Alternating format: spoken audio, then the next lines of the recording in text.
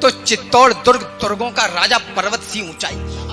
वाह, दादा समर्पित करता हूं आपको। स्वागत। चित्तौड़ दुर्ग तुर्गों का राजा, अंबर से ऊंचाई। पैदल घूमो तो उम्र गुजर जाए, इतनी लंबाई। लंबाई से भी विशाल थी रावल की प्रभुताई, प्रभुताई से बहुत कठिन थी पद्मिनी की ठकुराई। ठकुराई के आगे खिलजी दिवस दिखाई पड़ता। किला बेद लेने वाली वह नित्य नीतियां करता, किंतु किले की उस दृढ़ता का वाह वाह क्या कहना। 8 माह तक रेत छानती रही मुगलिया से।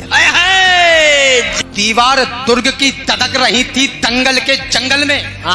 और दुष्ट दारुण दुख पाते मेवाड़ी मंगल में। जिधर देखते थे केवल बस रेत दिखाई पड़ता।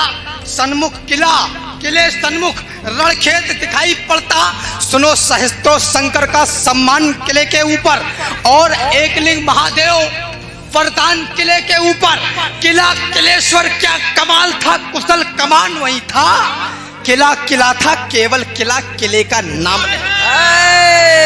जिंदाबाद। किला किला था, केवल किला किले का नाम नहीं था।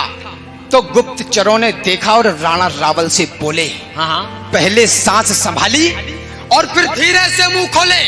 बोले, हुकुम। किले के बाहर काले घन छाए, खिलजी के कायर सियार द्वारे तक चढ़ाए हैं। खिलजी की सारी सेना है थोड़ी दूर किले से। उस रोज खबरिये रतन सिंह के उतरी नहीं गले से। थे महान पलवान, किंतु दिल में खलबली मची थी। उस दिन रावल को सचमुच गोरा की कमी खली थी। ऐसा नहीं कि सूर्य चमकना अपना छोड़ गए थे। भाई वाह। ऐसा नहीं कि सूर्य चमकना अपना छोड़ गए थे। ऐसा नहीं वो लड़ मरने का सपना तोड़ गए थे। ऐसा नहीं कि शेर मांद में छुपकर बैठ गए थे। ऐसा नहीं मृत्यु के भय से चुपकर बैठ गए थे। ऐसा नहीं मुगल सेना का पहरा सख्त हुआ था। ऐसा नहीं कि ठकुराई का ठंडा रक्त हुआ था। ऐसा नहीं कि राजपुताने में रणवीर नहीं थे। ऐसा नहीं कि रावल की तरकस में तीर नहीं थे। ऐसा नहीं कि उनकी तलवारों पर धार नहीं थी। ऐसा नहीं कि मेवाड़ी मिट्टी खुददार नहीं थे। गजब है यार। केवल एक यही भय था जो उनको रोक रहा था। मानवता का रक्त बहेगा ये डर टोक रहा था।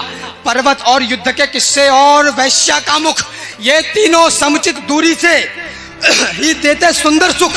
कथा युद्ध की सुनने में रमणी लगा करती है, मगर समर्थल में सोणित की धार बहा करती है। बच्चे अनाथ होते हैं, बहुएं विधवा हो जाती हैं, तभी युद्ध की असली सूरत मित्र नजर आती है। तो यही सोचते थे रावल की अगर लड़ाई होगी तो ये सच है दुनिया में अपनी ठकुराई होगी।